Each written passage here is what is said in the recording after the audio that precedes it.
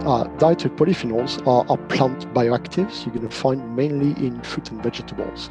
You have different classes of these, what we call polyphenol flavonoids or non-flavonoids. So for example, the citrus fruits will contain flavonones like aspartame or naringenin in high concentration. Berry fruits will contain these anthocyanins that gives the blue to red colors. Cocoa, for example, will be rich in flavonols, for example. Also tea is the same, flavanol. Red wine will also contain some of these components. Few studies were carried out. The first one was about in 2007, the Packweed study, where they observed that the reduction in global impact of the actual cognitive decline was improved by the consumption of higher flavonoid intake. This study was further consolidated by very recent work carried out on the Framingham offspring cohort, where they observed that, in fact, certain type of flavonoids, in particular the flavanols, the flavanols and the flavanols, were able to have an impact on your brain function. This went as well to further demonstrating that dementia was also modified by the intake of these polyphenols, in particular compared to the participants having the lowest intake of polyphenols and flavonoids.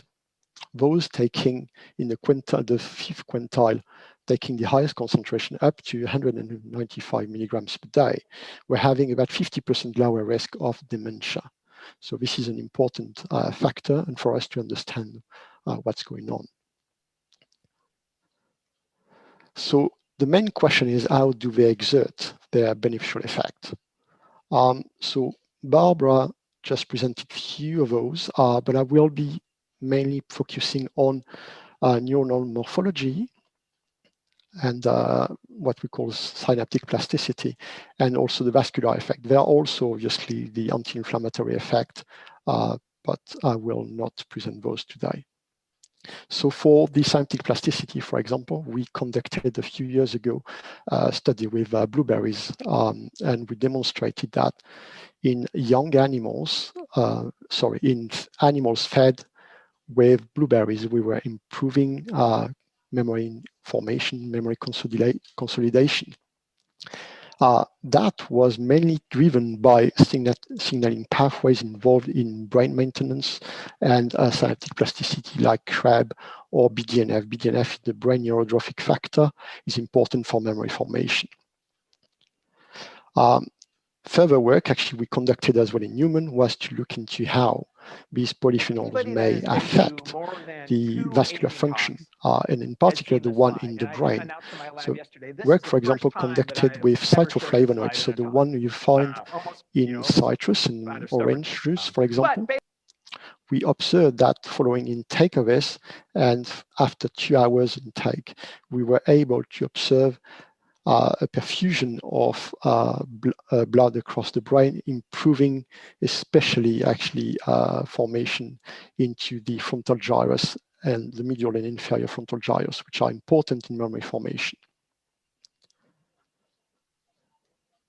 But the picture is a bit more complex. In fact, what your polyphenol and other lifestyle do is important to affect many other things like the genes and the microbiome in general. So all of these will produce a specific phenotype, and each person will have that particular phenotype. So I will concentrate on the microbiota. So we know, for example, that the microbiome is changing as we're getting older. Very elegant work by Paul O'Toole in Ireland demonstrated that actually as we're getting older, the microbiome is shifting. Certain bacteria clusters are changing, and we have different diversity of these bacteria. Interestingly, there are many work now over the last 10 years demonstrating that we can link the gut to the brain, and in particular through different mechanisms. The first one, for example, is the production of neurotransmitters from tryptophan, for example, or serotonin formation, which are all formed by your gut microbes, and they can actually transit through your brain to your brain through the vagus nerve. Your microbiome as well, or microbiota, also contain functionality that are able to stimulate immune cells, produce cytokines. These are important for the maintenance of your immunity, and we already know that there are direct connection between these particular bacterial cluster, what we call dysbiosis in that case, and the brain functioning. And the last one is actually use of fermented products, and in particular fibers, in the production of short-chain fatty acids. An example of this one is butyrate, for example, which has been demonstrated to affect epigenetically the synthesis of the brain neurotrophic factor. So let's take an example. I mean, these polyphenols are complex structure, and I'm going to take an example with this particular procyanidin, which are a component which is mainly a polymer. These are very are actually not much absorbed, and instead they're going to be degraded by our gut microbiota. When the first moiety of the epicatechin is released from the procyanidin, it could be absorbed here in the liver and be transformed into their glucuronide or sulfated forms.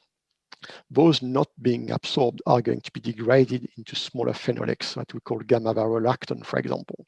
They're going to go as well into systemic circulation through the enterohepatic recirculation and be metabolized as well into secondary forms. So as you see, there is a direct effect of those polyphenols on the gut microbiota. And an example for this was a study that was conducted a few years ago using chyme in particular here, where we introduced some cocoflavonols with bacteria. What we observed is the high flavanol content was able to produce higher amount of bifidobacteria or lactobacteria and decrease the number of Clostridium. So Clostridium are the bad guys, really. Bifido and lactobacilli are the good guys, just to simplify. Interestingly as well, if you look at the cranberries, they are very rich in procyanidins, these component, and human investigation into the actual microbiota diversity observed that subjects tended to cluster with themselves, and importantly, cranberry intake was increasing Akkermansia mucinifila, increase in these people. So Akkermansia is a bacteria involved mainly in the production of some mucus, and they are very, very good for maintenance in obese people. All of this is important when we look at the global picture, because these microbiome are going to interact with your liver, and there are different systems in place like your intestine, adipose, tissue, liver, brain axis. One of the possibility is through the bile acid homeostasis, for example. I don't know whether you've seen this very recent paper demonstrating networks of specific bile acid in the brain of Alzheimer's disease patients, demonstrating that these bile acids were modified as we were getting the disease. What we observed recently was actually that flavonoids were able to modify bile acid metabolism, and in particular by activating specific enzymes related to the bile acid modification. In particular, these flavanols here were able to increase this CYP7A1 enzyme, which is very important for the bile acid modification.